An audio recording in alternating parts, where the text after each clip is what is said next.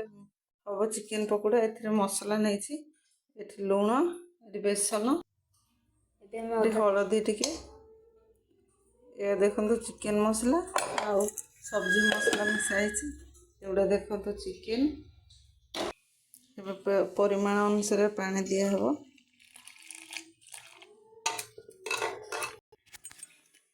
देखो चिकेन को सीझा है कि सीझा है बेसन रे मिक्स करा हो देखो तो ये चिकेन पकोड़ा पका हो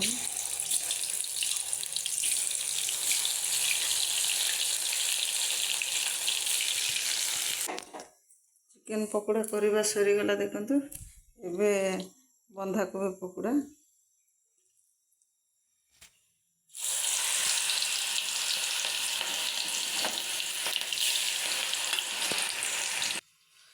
देखो तो चिकेन पकोड़ा बंधाकोबी पकोड़ा हो गला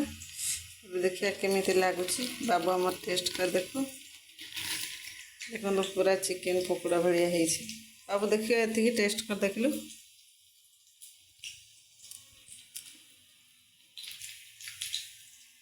भल आहरी करवा आहरी करवा ना कौन हाँ हाँ खोजा